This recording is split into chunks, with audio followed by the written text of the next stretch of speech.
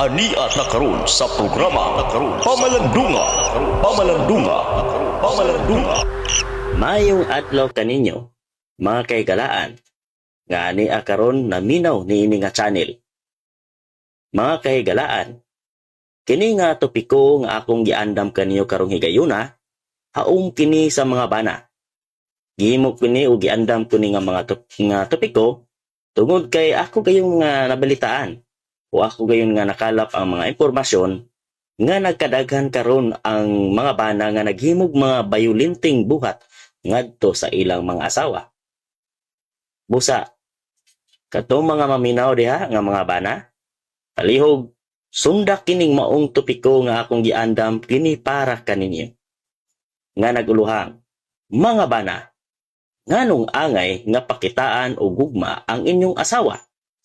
Sa dili pa nako kini isgutan kung nganong angay pakitaag gugma ang inyong asawa, mga bana, ako usab-usa hisgutan kaninyo ang datos nga akong nakalap.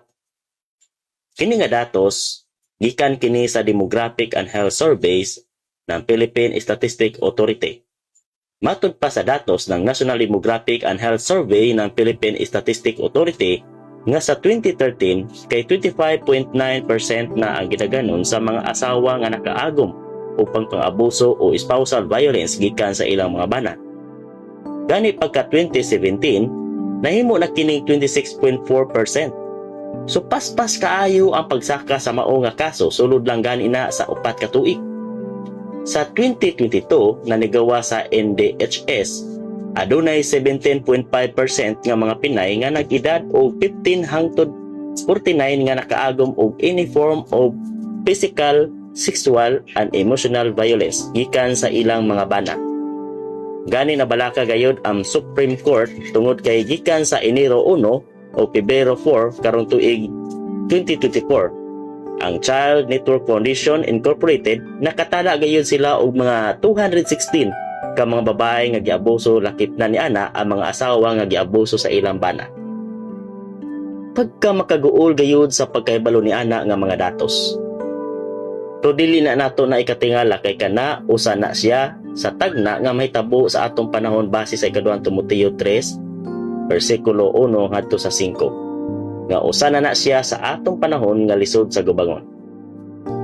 Pero bisan pa man ni ana, ingon nga mga Kristohanong bana, kinahanglan gayud natong pakitaan og gugma ang atong mga asawa.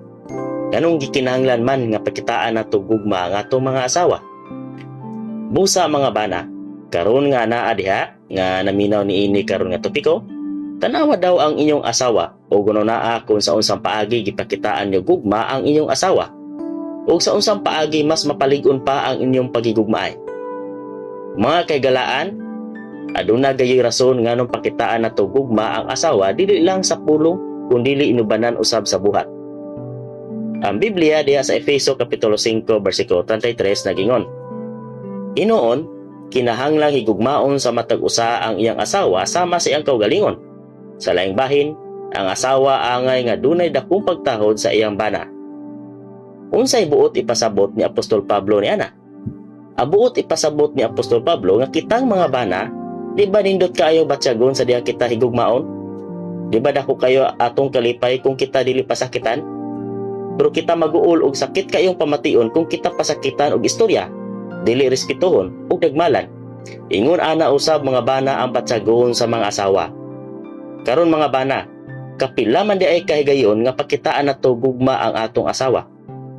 Ang giingon sa Kolosas kapitulo 3 bersikulo 19 nagingon, Kamong mga bana, padayong higugmaa ang inyong mga asawa ug ayaw kasuko pag-ayo kanila.